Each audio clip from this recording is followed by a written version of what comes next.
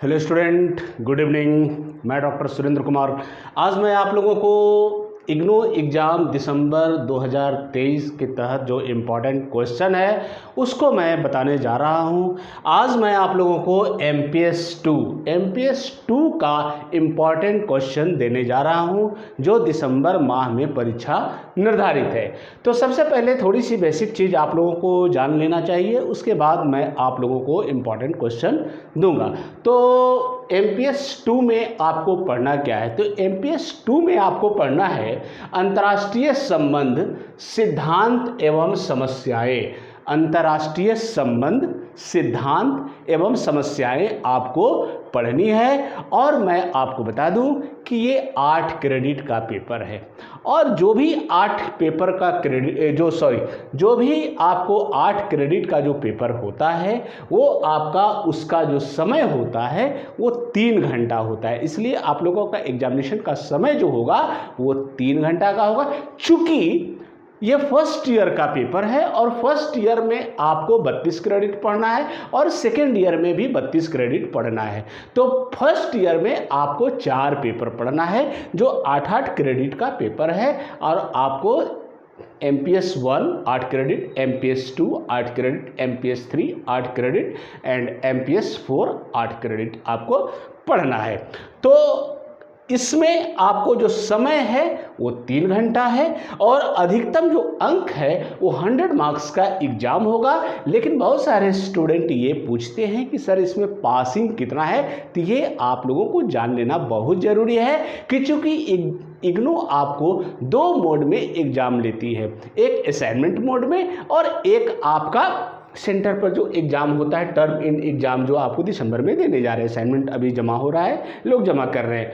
तो उसमें असाइनमेंट का नंबर छोड़कर, ऐसा नहीं कि असाइनमेंट का इसमें इंक्लूड हो जाएगा, ये 100 मार्क्स का एग्जाम होगा, उसमें आपको 40 नंबर लाना है। और भी विस्तार से देखना है मेरे वीडियो को आप देखिए, बहुत अच्छे ढंग से समझाया हुआ है। प्रश्नों की संख्या 5 होगी लेकिन वहाँ ग्रुप होगा। ग्रुप 2 ग्रुप में बांटा हुआ रहेगा। ग्रुप A से 2 या 3 क्वेश्चन आपको बनाना है, ग्रुप B से 3 या 2 क्वेश्चन बनाना है। टोटल 5 प्रश्नों का उत्तर देना है। मैं बार बार स्टूडेंट को समझाता हूं कि ग्रुप A में 5 क्वेश्चन होता है, ग्रुप B में 5 क्वेश्चन होता है, टोटल 10 क्वेश्चन आपको एग्जामिनेशन में आएगा। लेकिन दोनों ग्रुप को मिलाकर 5 क्वेश्चन आपको लिखना है। ऐसा नहीं कि एक ही ग्रुप से 5 क्वेश्चन लिख दिए तो एग्जामिनर क्या करेगा कि 3 क्वेश्चन आपका इवैल्यूएट करेगा, बाकी क्वेश्चन को काट देगा। इसलिए इस पर आपको बहुत ध्यान देना है। और सबसे इम्पॉर्टेंट क्वेश्चन जो चीज़ है वो है आपका वर्ड लिमिटेशन। चूंकि इग्नू में वर्ड लिमिटेशन है और प्रत्येक प्रश्न का उत्तर आपको 500 वर्ड में देना है। बहुत सारे स्टूडेंट कहते हैं सर कितना पेज लिखना होगा? मैं आपको बता दूं कि ज़्यादा से ज़्यादा 3 पेज बहुत है। थोड़ा सा अगर बढ़ जाता है तो कोई बात नहीं है। अगर आप ज़्यादा लिखने का प्रयास करेंगे तो आपका नेगेटिव असर पड़ेगा। तो चलिए कॉपी पेन निकालिए और नोट कीजिए कि कौन कौन से MPS 2 में पढ़ लिया जाए जिससे परीक्षा में प्रश्न जरूर आए। तो पहला जो प्रश्न है उसको आप लोग नोट कीजिए। पहला जो प्रश्न है, उदारवाद में निहित पूर्व मान्यताओं का उल्लेख कीजिए और परंपरागत उदारवादी और नव उदारवादी विचारधाराओं में अंतर स्पष्ट कीजिए। फिर मैं एक बार प्रश्न को दोहराता हूं कि उदारवाद में निहित पूर्व मान्यताओं का उल्लेख कीजिए और परंपरागत उदारवादी और नव उदारवादी विचारधाराओं में अंतर स्पष्ट कीजिए। ठीक है, आइए नेक्स्ट जो प्रश्न है, विभिन्न विद्वानों के विचारों का उल्लेख करते हुए अल्प विकास से संबंधित केंद्र परिधि सिद्धांत के अनिवार्य तत्वों का वर्णन कीजिए। फिर मैं एक बार प्रश्न को दोहराता हूं कि विभिन्न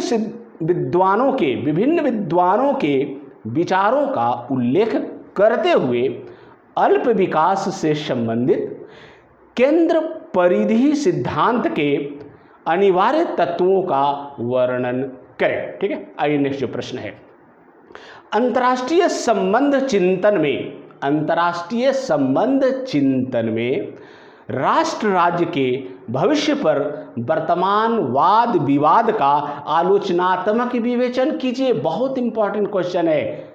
फिर मैं प्रश्न को दोहराता हूं कि अंतर्राष्ट्रीय संबंध चिंतन में राष्ट्र राज्य के भविष्य पर वर्तमान वाद विवाद का आलोचनात्मक विवेचन कीजिए। ठीक है, आइए नेक्स्ट जो प्रश्न है, शीत युद्धोत्तर युग में शांति और विकास के लिए विश्व समुदाय के प्रयासों का विवेचन कीजिए। ठीक है, फिर मैं वह प्रश्न को दोहराता हूं, शीत युद्धोत्तर युग में शांति और विकास के लिए विश्व समुदाय के प्रयासों का विवेचन कीजिए। ठीक है, आइए नेक्स्ट जो प्रश्न है, मध्य स्तरीय शक्तियों को समझने के विभिन्न उपागम कौन है, अर्थात अप्रोच, उपागम को इंग्लिश में अप्रोच कहते हैं। तो मध्य स्तरीय शक्तियों को समझने के विभिन्न उपागम कौन है? शीत युद्धोत्तर युग में मध्य स्तरीय शक्तियों की भूमिका का विश्लेषण कीजिए। फिर मैं एक बार प्रश्न को दोहराता हूं कि मध्य स्तरीय शक्तियों को समझने के विभिन्न उपागम कौन से हैं? शीत युद्धोत्तर युग में मध्य स्तरीय शक्तियों की भूमिका का विश्लेषण कीजिए। ठीक है, आइए अब नेक्स्ट जो प्रश्न है उस पर हम लोग चर्चा करते हैं। अंतर्राष्ट्रीय राजनीति की गत्यात्मकता को समझने में प्रभुत्व अर्थात वर्चस्व का मार्क्सवादी सिद्धांत किस प्रकार सहायक है? फिर मैं प्रश्न को दोहराता हूं, अंतर्राष्ट्रीय राजनीति की गत्यात्मकता को समझने में प्रभुत्व अर्थात वर्चस्व का मार्क्सवादी सिद्धांत किस प्रकार सहायक है? ठीक है, आपको मैं बता दूं कि मार्क्सवाद से बहुत सारे प्रश्न आते हैं और मार्क्स से सेमेस्टर आपको इसमें MPS 1, MPS 2, MPS 3, MPS 4 and second year में भी बहुत सारे पेपर में मार्क्स से संबंधित प्रश्न जरूर आते हैं, इसलिए मार्क्स को आप लोग जरूर पढ़ लीजिएगा। ठीक है, आइए नेक्स्ट जो प्रश्न है, आपके विचार में भूमंडलीकरण के वर्तमान दौर की प्रमुख विशेषताएं क्या है? बहुत इंपॉर्टेंट क्वेश्चन है ग्लोबलाइजेशन। आपके विचार में भूमंडलीकरण के वर्तमान दौर की प्रमुख विशेषताएं क्या है? ठीक है, नेक्स्ट जो प्रश्न है बहुत इंपॉर्टेंट प्रश्न है, संजातीयता क्या है? युद्धोत्तर अवधि में जातीय हिंसा और संघर्ष क्यों बढ़ गए हैं? फिर मैं वह प्रश्न को दोहराता हूं कि संजातीयता क्या है? युद्धोत्तर अवधि में जातीय हिंसा और संघर्ष क्यों बढ़ गए हैं? संजातीय बहुत इंपॉर्टेंट क्वेश्चन है, आप इसको जरूर पढ़ लीजिएगा। उसके बाद नेक्स्ट जो प्रश्न है, आतंकवाद की बढ़ती घटनाओं पर विश्व समुदाय की प्रतिक्रिया का विवेचन कीजिए। आतंकवाद की बढ़ती घटनाओं पर विश्व समुदाय की प्रतिक्रिया का विवेचन कीजिए। ठीक है, नेक्स्ट जो प्रश्न है, वर्तमान अंतर्राष्ट्रीय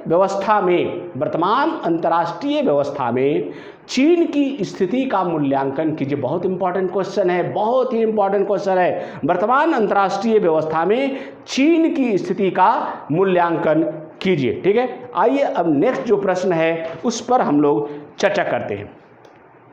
अंतर्राष्ट्रीय संबंध के अध्ययन के नारीवादी दृष्टिकोण के प्रमुख तर्कों का संक्षेप में वर्णन कीजिए। फिर मैं वह प्रश्न को दोहराता हूँ, बहुत इंपॉर्टेंट प्रश्न है। अंतर्राष्ट्रीय संबंध के अध्ययन के नारीवादी दृष्टिकोण के प्रमुख तर्कों का संक्षेप में वर्णन कीजिए। ठीक है, आइए नेक्स्ट जो प्रश्न है उस पर हम लोग चर्चा करते हैं। भारत जैसे विकासशील देशों के लिए नवीन विश्व व्यवस्था के लक्षणों और निहितार्थों का परीक्षण कीजिए। फिर मैं प्रश्न को दोहराता हूं कि भारत जैसे विकासशील देशों के लिए नवीन विश्व व्यवस्था के लक्षणों और निहितार्थों का परीक्षण कीजिए। ठीक है, आइए नेक्स्ट जो प्रश्न है और बहुत इंपॉर्टेंट प्रश्न है उस पर हम लोग चर्चा करते हैं कि निरस्त्रीकरण अर्थात डिजर्मामेंट, निरस्त्रीकरण, परमाणु निरस्त्रीकरण शासन तंत्र के मूल लक्षणों को दर्शाते हुए परमाणु निरस्त्रीकरण नीति के विकास को रेखांकित करें। फिर मैं प्रश्न को दोहराता हूं कि परमाणु निरस्त्रीकरण शासन तंत्र के मूल लक्षणों को दर्शाते हुए परमाणु निरस्त्रीकरण नीति के विकास को रेखांकित करें। ठीक है, आइए नेक्स्ट जो प्रश्न है उस पर हम लोग चर्चा करते हैं। समकालीन आर्थिक व्यवस्था, बहुत इंपॉर्टेंट प्रश्न है ये। समकालीन आर्थिक व्यवस्था में दक्षिण दक्षिण सहयोग की संभावनाओं का वर्णन और मूल्यांकन करें। फिर मैं प्रश्न को दोहराता हूं कि समकालीन आर्थिक व्यवस्था में दक्षिण दक्षिण सहयोग की संभावनाओं का वर्णन और मूल्यांकन करें। ठीक है, नेक्स्ट एंड लास्ट, मानव सुरक्षा के अर्थ, मानव सुरक्षा के अर्थ और आयामों की चर्चा कीजिए। मानव सुरक्षा के अर्थ और आयामों की चर्चा कीजिए। और एक ठो आप पढ़ लीजिए, गैर सरकारी संगठन, गैर सरकारी संगठन के उद्भव और अंतर्राष्ट्रीय संबंधों में उनकी प्रासंगिकता का भूमिका की व्याख्या कीजिए। फिर मैं प्रश्न को दोहराता हूं कि गैर सरकारी संगठन, गैर सरकारी संगठन के उद्भव और अंतर्राष्ट्रीय संबंधों में उनकी प्रासंगिकता तथा भूमिका की व्याख्या कीजिए। ये मैं आप लोगों को 15-16 प्रश्न दिया हूं और मुझे आशा ही नहीं पूर्ण विश्वास है कि इससे परीक्षा में प्रश्न जरूर आएंगे। एक चीज मैं बता दूं कि अभी तक मैं जितने भी प्रश्न दिया हूं, जितने भी एग्जामिनेशन आपको हुए जून में और दिसंबर में, लगभग 6-7 साल से मैं क्वेश्चन को दे रहा हूं और बहुत अच्छा रिजल्ट कर रहे हैं। और इस वर्ष भी छात्रों का रिजल्ट बहुत अच्छा हुआ है, इसलिए आप लोग इसको बहुत ही ढंग से तैयारी कीजिए। और आप लोग सोचते होंगे कि इसका लिटरेचर कहाँ मिलेगा, तो मेरे YouTube चैनल पे इसका सारा लेक्चर उपलब्ध है। लगभग 450 से ऊपर भी लेक्चर हमारे YouTube पर उपलब्ध है। आप वहाँ जाइए, उसको देखिए, एकदम कहानी के जैसा सुनिए, देखिए, आपका रिजल्ट बहुत अच्छा होगा। थैंक यू, धन्यवाद।